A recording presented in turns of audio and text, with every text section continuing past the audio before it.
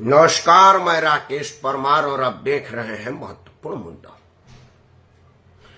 मित्रों, आज का महत्वपूर्ण मुद्दा वही बिहार में चुनाव आयोग ने जो घर घर मतदान पहचान का कार्यक्रम किया है, उसमें अब कई तरह के सवाल और कई तरह के बवाल उठने लगते हैं। पहले तो मुझे लग रहा था कि यह एक राजनीतिक शगुफा है, विपक्ष के लोग राजनीतिक लाभ के लिए कुछ चिलपोक करेंगे और राजनीतिक कमा करके हट जाएंगे। लेकिन आज जिस तरह की साजिशतन रिपोर्टिंग की गई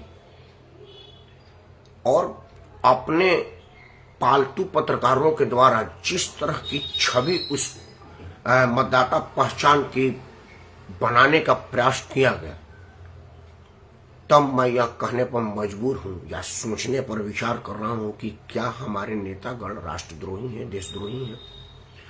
वोट बैंक के लालच के अलावा उनको और कुछ नहीं सुनाई देता। और क्या हमारे देश में अब राजनीति करने वालों का बैकग्राउंड जांचना बड़ा जरूरी है, क्योंकि अभी एक यूपी के बलरामपुर में छांगुर बाबा का कारनामा दुनिया देख रही है। एटीएस चीफ कर रहे हैं कि अभी जल्दीबाजी में है, इसको जरा जांच किया जाएगा। और जांच किया क्या जाएगा? मेरे से 5 मिनट पूछो ना, 1.5 मिनट में उसका समाधान है।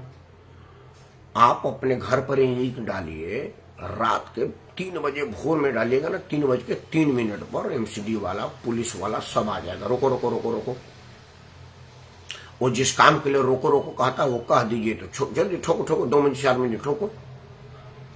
छांगुर ऐसे थोड़े कर लिया, घर घर घूम करके रिंग बेचने वाला आदमी आज दुनिया को रिंग बना पहना दिया, ऐसे थोड़े। बड़ा आसान है।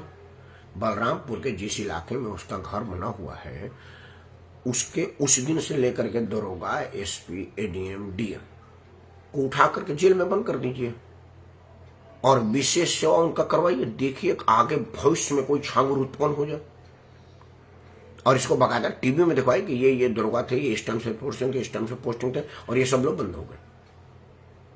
वहां के ग्रामीणों का इल्जाम है कि हम डीएम के यहाँ जाते थे, एसपी के यहाँ जाते थे, वो कहते थे कि बाबा बड़ा धार्मिक आदमी है, उनको बुलाइए जरा और बंद करवाइए उनको। उनका घर पहले बुलडोजर चलवाइए, छांगुर के बुलडोजर के पहले उनका चलना चाहिए था। और इसी तरह से वीडियो में चला दीजिए कि ये फलाने वाले जिलाधिकारी थे, फलाने वाले एसपी थे, फलाने वाले दरोगा थे, छांगुर को महात्मा कह रहे थे, छांगुर से पहले इनका घर जमीन दोष हो गया। उसके बाद देखिए गारंटी लेता है कि कोई छांगुर उत्पन्न हो जाए। लेकिन हमारे देश में देशद्रोह कोई मुद्दा ही नहीं है। देशद्रोहियों से पैसा लेना भी देशद्रोह की श्रेणी में आता है। ये छांगुर देशद्रोही था, देश का दुश्मन था, लेकिन वो फल फूल रहा था, महात्मा के रूप में प्रचारित था। कुछ सालों में ही घर घर ताबीज बेचने वाला आदमी आज और वो खरबों में खेल रहा है और होना चाहिए, लेकिन नहीं हो रहा है। मित्रों, 2-3 चीजों की अगर व्याख्या को बढ़िया से कर दिया जाए तो इन सब चीजें समझ में आ जाएगी। लेकिन आज मेरा मुद्दा बिहार से शुरू हुआ चुनाव आयोग का मतदाता पहचान पत्र में उपजे प्रश्नों पर। अभी बहुत कम जांच हुआ है। मैं दावे के साथ तो नहीं कह सकता कि कितना % जांच हुआ है, लेकिन बड़ा कम हुआ है। एसआईआर की जो इन्वेस्टिगेशन हो रही है उसमें 2-3 चीजें सामने आई हैं। पहला चीज कि नेपाल के, बांग्लादेश के, ममियार के, रिहानिया सब बिहार में आकर के मतदाता बने हुए हैं। कुछ मतदाता ऐसे मिले जिनका नेपाल में मतदान है और बिहार में भी है। नेपाल और बिहार का इलाका सटा हुआ है, इधर गोरखपुर से भी सटा हुआ है। और बिहार नेपाल में रिश्तेदारियां होती हैं। जिस तरह से पाकिस्तान के सारे बीवियां यहाँ पर थी और शौहर वहां पर थे, नेपाल और बिहार में भी है। हमारे यहाँ भी उत्तर प्रदेश के गोरखपुर साइड के इस तरह की विवाह एक दूसरे से होता है। तो उन लोगों का चुनाव में मतदाता का यहाँ होना और वहाँ होना दोनों ही संभव है, क्योंकि नेपाल एक अलग देश है और हमारा उत्तर बिहार और भारत पूरा एक अलग देश है।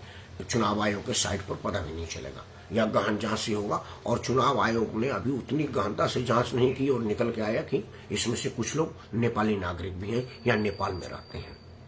बांग्लादेश, रिहानिया तो सीधे सीधे पकड़ में आ गए हैं।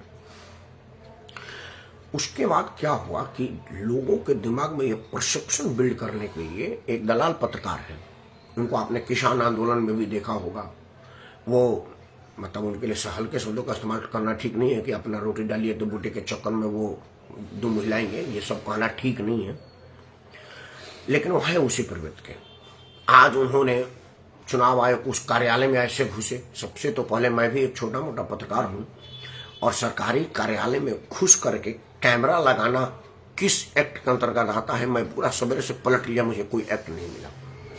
लेकिन हमारे यहाँ बेहूदगी का यह चरम है, और भी समाचार चैनल के गला काट प्रतियोगिता में आदमी गले के नीचे तक सीवर लाइन में डुबकी लगा के कह रहे कि इतना पानी है, कोई आदमी डांस करता हुआ वीडियो बना रहा है कि ये वो फलाना, वो अब उस पर चर्चा नहीं करेंगे। उस पत्रकार की रिपोर्टिंग पर नहीं करके बेचारे माइक लगाए थे और बाकायदा नाम पढ़ रहे थे कि ये राम है, फलाना है, यादव है, कोई फलाने हैं। इन लोगों को डिस्क्वालीफाई किया गया।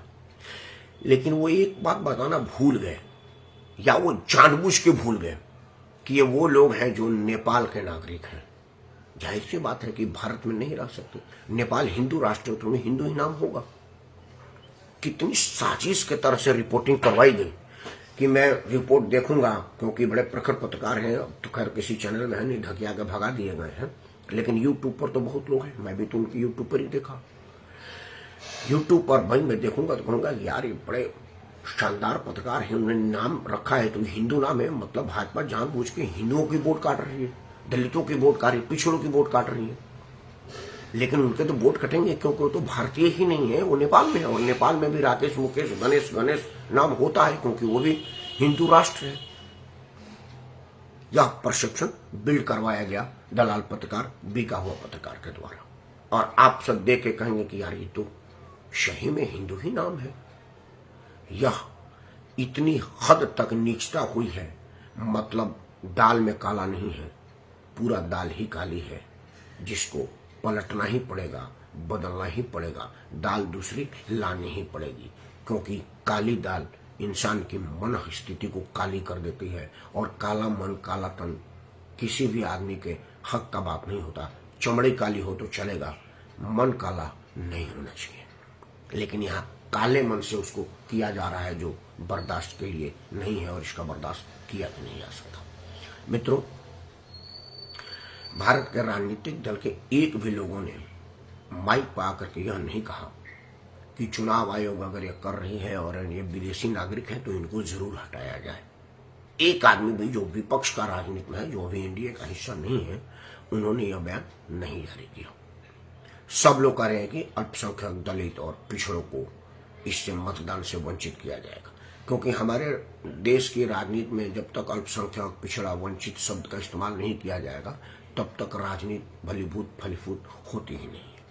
नाम रखना ही पड़ता है दलित, पिछड़ा, अल्पसंख्यक, क्योंकि इसी से राजनीति की शुरुआत है और यहीं पर राजनीति समाप्त है। लेकिन मेरा प्रश्न अलग है। मेरा प्रश्न अलग है कि हम वोट के लिए एक अंतर्राष्ट्रीय गैंग के सरगना को बर्दाश्त कर लिए हैं, क्योंकि वो मुसलमान था और पीर बाबा के नाम से मशहूर था। हम उससे पैसा लेते रहे, क्योंकि जो बड़े बड़े नेता, बड़े बड़े अफसर सिर्फ मुंह के यारी से नहीं मानते, उनको धन और धर्म दोनों चाहिए। तो क्या वहां धन धर्म के लालच में आप देशद्रोहियों के साथ मिले हुए हैं? बिहार से जो शुरू हुआ है, अब राजनीतिक दल खुल के अपने मुद्दे पर आ गए हैं कि देखिए यह एनआरसी का छोटा संस्करण है। मैं कह रहा हूं ये प्योर एनआरसी है। छोटा क्या होता है? ये प्योर एनआरसी है। किसी भी माध्यम से भारत के बाहर के लोगों को अगर भारत के मतदाता सूची से हटाया जा रहा है तो यह स्वागत योग्य कदम है। मैं भूरी भूरी प्रशंसा करता हूं भारत के चुनाव आयोग का। लेकिन आपकी पेट में क्यों दर्द हो रही है? इसलिए कि नीतीश कुमार के या नरेंद्र मोदी के विरुद्ध आप कोई चुनावी मुद्दा ढूंढ ही नहीं पा रहे हैं, तो ले दे करके ये मतदाता वेरिफिकेशन ही आपको मुद्दा मिला। अब इससे ज्यादा नकारा विपक्ष क्या होगा? और ऐसे नल्ले नकारों को सत्ता देकर के क्या किया जाएगा जो 10 साल में एक मुद्दा नहीं उठा सके, जो मोदी के सामने या नीतीश के सामने खड़ा करके सरकार पलटी जा सकती है। अगर आप ये नहीं कर सके तो आप वोट पाने का अधिकारी नहीं है और देश में रहने के भी अधिकारी नहीं है, क्योंकि जो आदमी सरेआम देशद्रोहियों का साथ दे, विदेशी नागरिकों का मतदान करा करके सरकार में आने का प्रयास करे, उससे तो सरकार ना ही बने तो अच्छा है।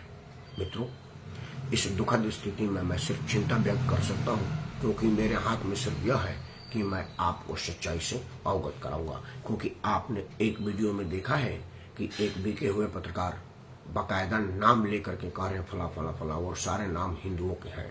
मतलब लोगों को बताया जा रहा है कि सारे हिंदुओं को मतदान से अलग किया जा रहा है। भाजपा एनडीए के विरोधी वोटरों को हटा रही है। ये सब लोग महागठबंधन के वोटर हैं, क्योंकि उसमें सब नाम रखे जा रहे हैं। लेकिन वो पत्रकार यह नहीं बताया कि ये नेपाल का नागरिक है या ये बाहर देश का नागरिक है, और अगर वो भारत के हैं तो किस व्यापक चुनाव आयोग ने नाम हटाया है, उन्होंने यह भी नहीं बताया। सिर्फ यह कह देना कि ये मतदाता एनडीए का नहीं थे इसलिए नाम को हटा दिया गया। अब इससे बड़ा गैर जिम्मेदार और दलालीपन और कुछ नहीं कहा जा सकता। ईश्वर से प्रार्थना करता हूँ कि हे ईश्वर, हमारे देश पर एक ऐसी कृपा करें कि पत्रकार दलाली छोड़ दे और दलाल पत्रकारिता छोड़ दे। देश का कल्याण तभी होगा, और नेतागिरी में देश के हित हो, देशवासियों के हित हो, साथ में यह भी जोड़ लें। इन्हीं मनोकामना के साथ मैं राकेश परमार आप सबको सादर प्रणाम करता हूँ। जय हिंद, वंदे मातरम और भारत माता की जय।